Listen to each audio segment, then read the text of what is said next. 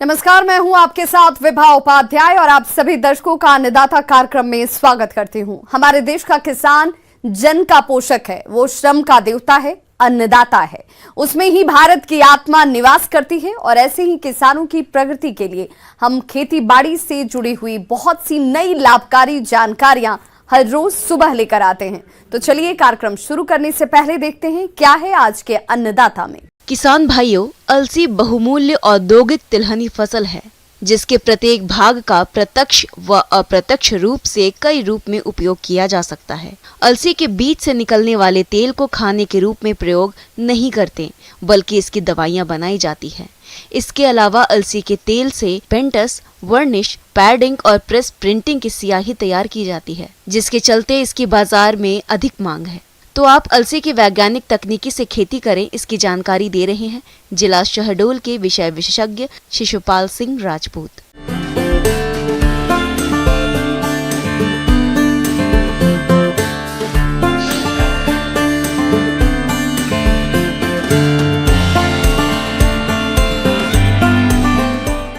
आपको अलसी की फसल के बारे में कुछ उन्नत तकनीकी जानकारी देना चाहता हूँ। अलसी एक अपनी रबी की फसल है जो कि तिलहनी फसल है। इसके लिए अपने को कुछ समसामयिक क्रिया कराएंगे तो आप अच्छा उत्पादन प्राप्त कर सकते हैं। अच्छा उत्पादन लेना चाहते हैं तो सबसे महत्वपूर्ण भूमिका प्रजाति की रहती है। अलसी तो अपन लगा रहे लेकिन अच्छी प्रजाति, अच्छा बीज नहीं लेते हैं तो अपना उत्पादन भी कम होता है। तो इसकी कुछ उन्नतशील प्रजाति हैं, उनके बारे में मैं आपको बताना चाहता हूं। जैसे कि अपनी है जो मुख्य वैरायटी है, इसमें शेखर है, गौरव है, शीला है, आपकी रसीम है, जीवन है, मीरा है। ये अच्छा उत्पादन देती हैं और अपने क्षेत्र के लिए अच्छी वैरायटी हैं, इन्हीं का चयन करें तो आपका उत्पादन अच्छा प्राप्त होगा। किसान भाइयों, अलसी की फसल के लिए काली, भारी और दोमट मिट्टियां उपयुक्त होती हैं।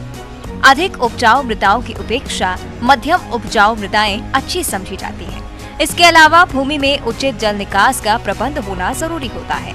अलसी का अच्छा अंकुरण प्राप्त करने के लिए खेत भुरभुरा और खरपतवार रहित होना चाहिए। इसके लिए खेत को तैयार करने के लिए 2 से 3 बार हैरो चलाकर जुताई करें। इसके बाद ही कल्टीवेटर से जुताई करके पाटा लगाना आवश्यक है, जिससे नमी संरक्षित रह सके। अपन बात करें तो इसमें अगर अपने पास जैविक खाद है, गोबर की पकी हुई अच्छी खाद है, वर्मी कंपोस्ट है, वो 10 टन के लगभग होना चाहिए प्रति हेक्टेयर। तो उर्वरक अपने को बहुत ही कम डालने की आवश्यकता होती है। अगर नहीं भी डालें तो भी अपना अलसी उत्पादन दे देती है। इसके साथ साथ अपन बात करते हैं फर्टिलाइज़र और बीज दर की। फर्टिलाइज़र एक में 30-60-30 अपन NPK उपयोग करते हैं। और दूसरी चीज़ यह है कि अपने को ज़्यादातर उर्वरक मिट्टी परीक्षण करवा के उनके अनुशंसा के आधार पर ही करना चाहिए। क्या रहता है कि अपन जो रिकमेंडेड डोज है उसमें कि अगर अपनी नमी, कुछ पोषक तत्वों की कमी है तो उनको अधिक बढ़ाना पड़ता है या कम करना पड़ता है। तो आप मिट्टी परीक्षण करवाएं, उसमें जो अनुशंसा की गई है उसके आधार पर ही आप इसका उपयोग करें। किसान भाइयों, असिंचित क्षेत्रों में बुआई के लिए अक्टूबर का प्रथम पखवाड़ा और सिंचित क्षेत्रों में नवंबर का प्रथम पखवाड़ा अलसी की बुआई के लिए उपयुक्त होता है।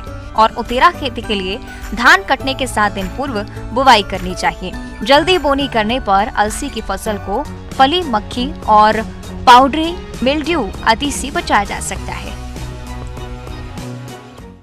अब बात करते हैं अपन बीज दर की। बीज दर अपन जो है कि 30 से 35 किलो प्रति हेक्टेयर रखना चाहिए, जो कि अच्छा उत्पादन देती है। अब अपन बात करते हैं इसमें बीजोपचार का। बीजोपचार बहुत ही आवश्यक फसल में रहता है।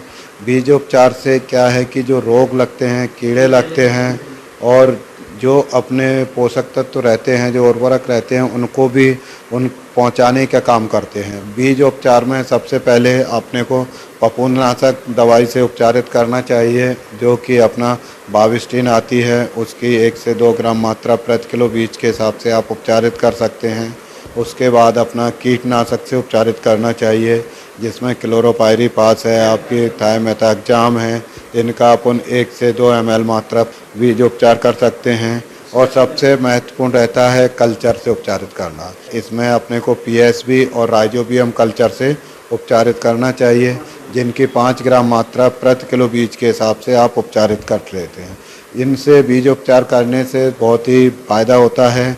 जो आपके मिट्टी से लगने वाले रोग रहते हैं, बीज जनित रोग रहते हैं, वो सभी रोगों को अपन आसानी से रोक सकते हैं। और इनकी कतार सु कतार जो आपका पौधे से पौधे की दूरी रहते हैं 30 से 35 सेंटीमीटर रखना चाहिए। और इसकी गहराई भी ज़्यादा नहीं रखना चाहिए, 3 से 5 सेंटीमीटर गहरा पौधा रखना चाहिए। कतार में बोनी करने से ये फ़ायदा रहता है कि अपनी जो फसल रहती है वो उचित स्थान पर रहती है, बीज दर भी कम लगता है और आपके क्या कहते हैं खरपतवार भी कम होते हैं। और अगर उसमें खरपतवार होते हैं तो निदाई गुड़ाई करने में अपने को सुविधा रहती है। दूसरी चीज़ कि इसमें पानी भी देने में अपने को सुविधा रहती है। अलसी की फसल में खरपतवार प्रबंधन के लिए बुआई के 20 से 25 दिन बाद पहली निदाई गुड़ाई और 40 से 45 दिन बाद दूसरी निदाई गुड़ाई करनी चाहिए। अलसी की फसल में रासायनिक विधि से खरपतवार प्रबंधन के लिए पेंडिमेथालिन 1 किलोग्राम सक्रिय तत्व को बुआई के बाद और अंकुरण से पहले छिड़काव करने पर नियंत्रण आसानी से हो जाता है। और जब अपने कतार में बोनी की है तो अपन व्हील हो भी इसमें चला सकते हैं, जिससे कि व्हील हो चलाने से आपका पौधे में जो खरपतवार रहते हैं वो भी नष्ट हो जाते हैं और उनका गुड़ाई का भी काम हो जाता है। अब खरपतवार के बाद बात करते हैं सिंचाई की। इसमें पानी की तो आवश्यकता होती है लेकिन इतनी ज़्यादा नहीं होती। अगर अपने पास 2 से 3 पानी है तो अपन अच्छा उत्पादन प्राप्त कर सकते हैं। तो अगर 3 पानी उपलब्ध हैं तो पहला ब्रांचिंग निकलते समय 25 से 30 दिन पर सिंचाई कर देना चाहिए, दूसरी फ्लावरिंग आने से पहले करना चाहिए और तीसरी दाना भरते समय। तो 3 सिंचाई अगर उपलब्ध है तो इस समय सिंचाई करें। अगर 2 सिंचाई उपलब्ध हैं तो अपने पहली ब्रांचिंग बनते समय, दूसरा दाना भरते समय सिंचाई करना चाहिए। और अगर अपने पास एक ही पानी उपलब्ध है तो अपने को ब्रांचिंग के समय ही सिंचाई कर देना चाहिए, तो भी अपना उत्पादन हो जाता है। किसान भाइयों, जैसा कि हम अपने अन्नदाता कार्यक्रम के माध्यम से समय समय पर आपको खेती और इससे संबंधित तमाम जानकारियां आप तक पहुंचाते हैं ताकि आप इन जानकारियों को लेकर लाभान्वित हो सकें। इसी के अंतर्गत आज हम आपको आपके लिए एक जानकारी लाए हैं घन जीवामृत के बारे में। तो आप अपने स्तर पर घन जीवामृत बनाकर उसका उपयोग कैसे करें, इसकी समस्त जानकारी लेते हैं विषय विशेषज्ञ। प्राकृतिक खेती में किसान बंधुओं 5 चीज़ें जो है आप जो है ना काम में ले सकते हैं। पहला है जो है बीजामृत, दूसरा जो है ना जीवामृत, तीसरा जो है धन जीवामृत, चौथा जो है आच्छादन और 5वां आपका जो है वाष्पन है। किसान बंधुओं, हम धन जीवामृत जो है बनाने जा रहे हैं। धन जीवामृत जो है बनाना बहुत ही आसान है किसान बंधुओं। यहाँ जो है हम जो है अपने ही देसी गाय के गोबर से बहुत ही अच्छा जो है पोषक तत्वों से भरपूर जो है खाद जो है हम बना सकते हैं, जिसमें जो है कोई जो है ना बहुत ज़्यादा जो है लागत नहीं आती। किसान बंधुओं, आप अपने घर पर जो है ना धन जीवामृत बना करके उसका उपयोग करके और अपनी लागत को आप जो है ना कम कर सकते हैं। किसान बंधुओं, लागत के साथ साथ किसान बंधुओं अपनी ज़मीन की उपजाऊ क्षमता, जो मृदा की जो है नेचुरल जो है गुणवत्ता है, उसको आप जो है बढ़ा सकते हैं। किसान बंधुओं, किसान भाई अधिक पैदावार की चाह में खेती में रासायनिक उर्वरकों का अंधाधुंध प्रयोग कर रहे हैं। रसायनों के उपयोग से जाने अनजाने में हम भरपूर मात्रा में जहर का सेवन कर रहे हैं, जो धीरे धीरे मानव प्रजाति में बड़े पैमाने पर बीमारियों को जन्म दे रहा है। रासायनिक उर्वरकों के लगातार उपयोग से किसान भाइयों का खर्च तो बढ़ता ही है, साथ ही वे अपनी जमीन को धीरे धीरे बंजर करते जा रहे हैं। इन सब समस्याओं का हल बेहद ही आसान है और वे है घन जीवामृत। इसे किसान अपने घर में ही बिना किसी खर्च के बड़ी आसानी से बना सकते हैं और फसलों में उपयोग करके लागत को कम करने के साथ ही अच्छी गुणवत्ता की पैदावार ले सकते हैं। आप देखेंगे कि आप धन जीवामृत जो है ना कैसे बनाया जो है जा रहा है। कम से कम जो है 2 क्विंटल जो है देसी गाय का गोबर सूखा हुआ प्रयोग करते हैं किसान बंधुओं। उसके बाद आप 2 किलो जो है बरगद या पीपल के नीचे की मिट्टी आप इसके ऊपर जो है ना फैला दीजिए। आप 1 क्विंटल देसी गाय का गोबर किसान बंधुओं 1 एकड़ के लिए पर्याप्त है। अभी हम जो है 2 क्विंटल जो है गोबर लिए हैं, 2 एकड़ के लिए हम धन जीवामृत बना रहे हैं किसान बंधु। 2 क्विंटल जो है देसी गाय का गोबर लिए हैं, इसके ऊपर जो है 2 किलो जो है ना पीपल और बरगद के नीचे की मिट्टी हमने फैला दिया। उसके बाद आप देखेंगे कि 2 क्विंटल देसी गाय के गोबर के ऊपर हम 4 किलो गुड़ को हम थोड़ा सा पानी ले लें और उसमें जो है इतना हम पानी लें कि आप इसको जो है ना वो अच्छे से जो है 4 किलो गोबर वो गुड़ अच्छे से घुल जाए। इसमें घुलने के बाद जो है आप जो है देसी गाय के मूत्र में भी आप इसको जो है ना घोल सकते हैं, तो आपको पानी जो है ऊपर बाहर से नहीं लेना पड़ेगा। तो आपका 2 क्विंटल ये देसी गाय का गोबर है, तो इसमें 4 किलो गुड़ और 4 किलो आप बेसन आप जो है इसमें मिक्स कर देंगे। अब जो आपने जो है ना 4 किलो आपने गुड़ और 4 किलो बेसन जो आप उसको घोले हैं अच्छे से एकदम आप जो है ना उसके ऊपर छिड़क दीजिए। तो उसमें क्या होगा कि जो गुड़ आप इस वजह से उपयोग कर रहे हैं कि वो जो बैक्टीरिया की संख्या उसमें बहुत तेज़ी से उसमें बढ़ेगी।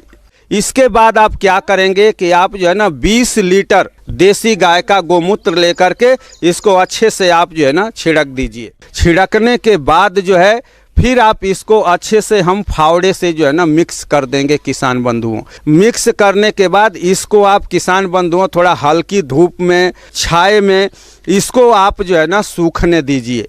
जब ये सूख जाए किसान बंधुओं, बीच बीच में आप एक दो बार आप इसको मिक्स कर सकते हैं। मिक्स करने के बाद ये धन जीवामृत जब किसान बंधु जब ये सूख जाए तो सूखने के बाद इसको आप क्या कीजिए कि डंडे से जो है ना पीट लीजिए। पीटने के बाद इसको जो है ना भुरभुरा कर लीजिए। इतना भुरभुरा हो जाए कि मतलब बारीक हो जाए। बारीक होने के बाद इसको आप छाए में आप इसको भंडारित कर दीजिए, कहीं छाए में बोरी में करके आप रख दीजिए इसको। और जब आप जो है फसल आपकी बिजाई करनी हो तो फसल बिजाई के समय 1 क्विंटल धन जीवामृत में मिक्स करके पूरे 1 एकड़ जमीन में आप उसको फेंक दीजिए और उसके बाद जो है हल से जो उसको मिला करके फिर आप जो है ना बिजाई कर दीजिए। घन जीवामृत के फायदे हैं अनेक। घन जीवामृत के उपयोग से मिट्टी में नमी आते ही जीवाणु सक्रिय हो जाते हैं और मिट्टी की उपजाऊ क्षमता कई गुना बढ़ा देते हैं। घन जीवामृत से बीजों का अंकुरण भी अधिक मात्रा में होता है। घन जीवामृत के उपयोग से पौधों में रोग प्रतिरोधक क्षमता बढ़ती है। घन जीवामृत के उपयोग से आप रासायनिक खेती की अपेक्षा कम लागत में अधिक उत्पादन ले सकते हैं। इसके उपयोग से फसलों की चमक और स्वाद दोनों बढ़ता है। इसमें ऐसा कोई तत्व नहीं होता जो किसी भी फसल को नुकसान पहुंचाए। इस प्रकार किसान भाई कम लागत में घन जीवामृत का खेती में प्रयोग करके अधिक उत्पादन ले सकते हैं और अच्छा लाभ कमा सकते हैं। आप फसल बिजाई से पहले तो इसका उपयोग कर ही सकते हैं। उसके बाद आप खड़ी फसल में भी धन जीवामृत को आप जो है फेंक करके और आप जो है ना पानी चला दीजिए।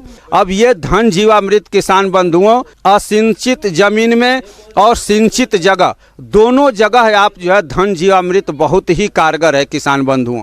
जब जमीन का स्वास्थ्य जो है ठीक रहेगा किसान बंधुओं, तभी हमको जो है स्वस्थ जो है भोजन मिलेगा और हम जो है ना स्वस्थ रहेंगे किसान बंधु। मौसम के अनुसार प्रबंधनों पर ही टिकी है आपकी खेतीबाड़ी और इसलिए मौसम पूर्वानुमान और उस पर आधारित साप्ताहिक कृषि सलाह इस प्रकार है। ग्रामीण कृषि मौसम सेवा, शहीद गुड्डाधुर कृषि महाविद्यालय एवं अनुसंधान केंद्र और इंदिरा गांधी कृषि विश्वविद्यालय कुमरावड जगदलपुर द्वारा भेजे गए मौसम पूर्वानुमान रिपोर्ट के आधार पर आने वाले दिनों में छत्तीसगढ़ के बस्तर जिले और इसके आसपास के क्षेत्रों में हल्की बारिश होने और मध्यम बादल छाए रहने की संभावना है। अधिकतम तापमान 30 से 32 डिग्री सेल्सियस रहने की संभावना है और न्यूनतम तापमान 20 से 22 डिग्री सेल्सियस के बीच दर्ज किए जाने की संभावना है। आने वाले दिनों में उत्तर पूर्व दिशा से हवाएं चलने तथा इसकी गति 3 से 5 किलोमीटर प्रति घंटा रहने की संभावना है। ऐसे में इन क्षेत्रों के किसान भाइयों को सलाह दी जाती है कि खरीफ फसलों जैसे धान के बचे हुए अवशेषों को न जलाएं। धान के बचे हुए अवशेषों को खेत में मिला दें, इससे मृदा की उर्वरता बढ़ती है। साथ ही साथ और यह पलवार का भी काम करती है, जिससे मृदा में नमी का वाष्पोत्सर्जन कम होता है। नमी मृदा में संरक्षित रहती है। धान के अवशेषों को सड़ाने के लिए पूसा डिकम्पोजर कैप्सूल का उपयोग 4 कैप्सूल प्रति हेक्टेयर की दर से किया जा सकता है। किसान भाई धान की फसल के बाद सब्जियों की फसल लेने के लिए गहरी जुताई कर भूमि को 10 दिन के लिए छोड़ दें। गभार भूमि में उतेरा के लिए उपयुक्त फसल जैसे अलसी, तिवरा और मटर का चुनाव करके बीज की व्यवस्था करें। किसानों को सलाह दी जाती है कि रबी की दलहनी फसलों जैसे काबुली चना, मसूर, मटर की बुआई से पहले राइजोबियम कल्चर का उपयोग जरूर करें। किसानों को चना की फसल लेने के लिए इसकी उन्नत किस्मों जैसे JG 74, विजय, वैभव, JP 14, इंदिरा चना 1, JSC 56 इत्यादि की खेती करने की किसानों को सलाह दी जाती है। बुआई से पहले बीज उपचार करने के लिए जैव एजेंट जैसे ट्राइकोडर्मा हर्जेनियम या ट्राइकोडर्मा विरिडी 6 से 8 ग्राम प्रति किलोग्राम बीज की दर से उपयोग कर सकते हैं। किसान भाई सरसों की खेती के लिए पूसा जय किसान, पूसा बोल्ड, क्रांति, वरदान, वरुणा और छत्तीसगढ़ सरसों किस्म का उपयोग कर सकते हैं। किसान भाई बुआई से पहले बीजों को थीरम 2 ग्राम प्रति किलोग्राम बीज की दर से फफूंदनाशक से उपचार करें। सब्जियों में नर्सरी की अवस्था में जड़ गलन होने पर किसानों को सलाह दी जाती है कि कार्बेंडाजिम 2 ग्राम प्रति लीटर पानी के हिसाब से घोल बनाकर छिड़काव करें। किसानों को सलाह दी जाती है कि वर्तमान मौसम की स्थिति मटर की बुआई के लिए उपयुक्त है। मटर की उन्नत किस्मों जैसे जवाहर मटर 1, जवाहर मटर 2, आजाद मटर 3, पंत मटर 3 का चयन कर सकते हैं। बुआई से पहले मटर के बीजों को कैप्टान या थीरम 2 ग्राम प्रति किलोग्राम बीज फफूंदनाशकों के साथ उपचारित करें और इसके बाद फसल विशिष्ट राइजोबियम कल्चर से भी उपचारित अवश्य करें।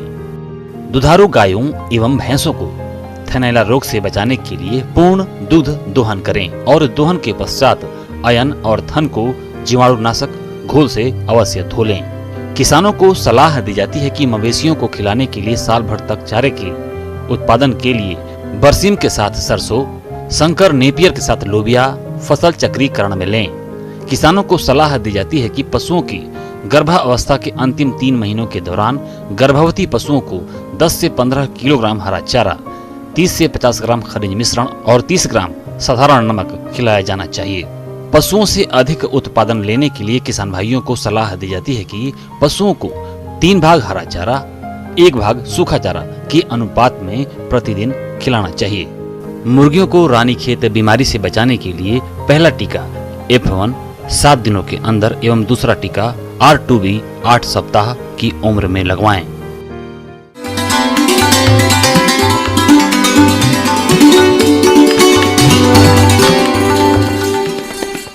अन्नदाता हेल्पलाइन निःशुल्क फोन संपर्क सेवा के माध्यम से आपके द्वारा पूछे गए प्रश्नों में से 1 या 2 महत्वपूर्ण प्रश्न को हम अपने कार्यक्रम में शामिल करते हैं और इसी के तहत आज किसान का सवाल और उनका जवाब इस प्रकार से है।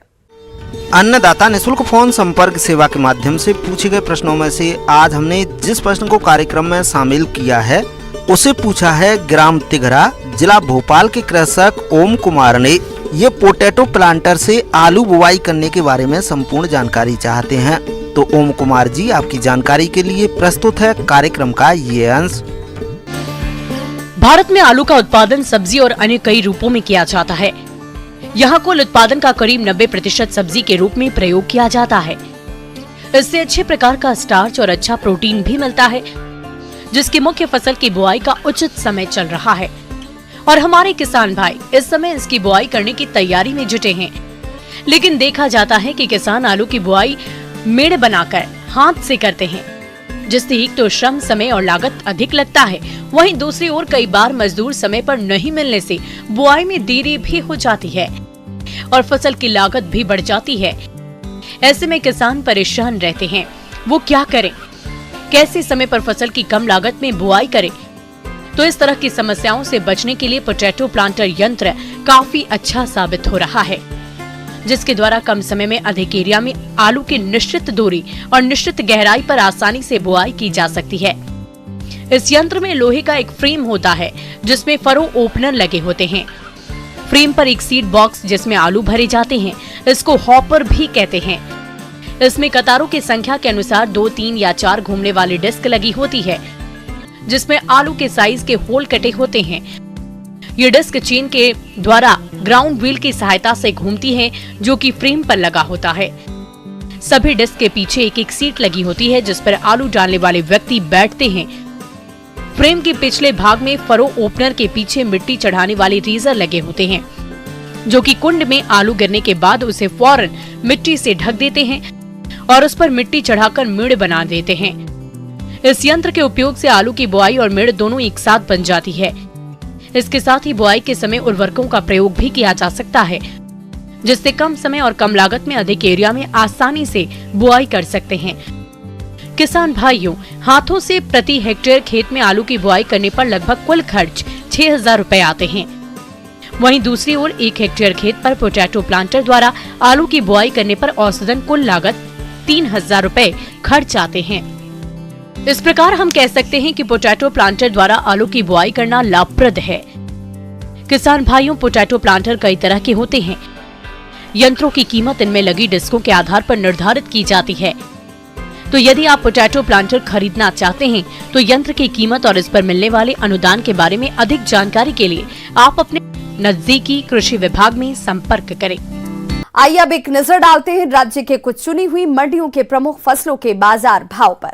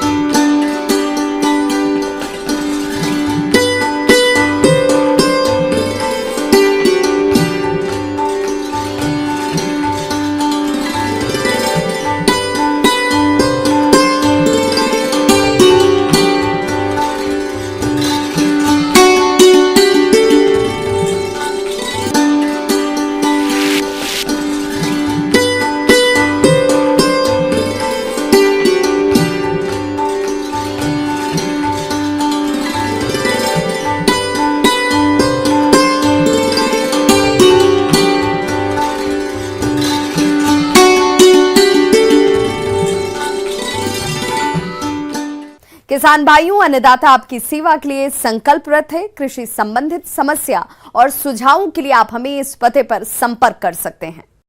प्रोड्यूसर अन्नदाता, news 18 Madhya Pradesh Chhattisgarh, Ramoji film city, Hyderabad 501512। साथ ही आप हमें ईमेल भी कर सकते हैं। हमारा ईमेल एड्रेस है p18annadatamp@nw18.com। इसके अतिरिक्त आप हमें निःशुल्क हेल्पलाइन नंबर 1800889216 पर सोमवार से शनिवार सुबह 10 बजे से शाम 4 बजे के बीच संपर्क भी कर सकते हैं। किसान भाइयों, अब समय हो रहा है आपसे विदा लेने का, तो हमारी अन्नदाता टीम को दीजिए इजाजत। कल फिर से होगी आपसे मुलाकात कृषि संबंधित कुछ और महत्वपूर्ण जानकारियों के साथ। नमस्कार।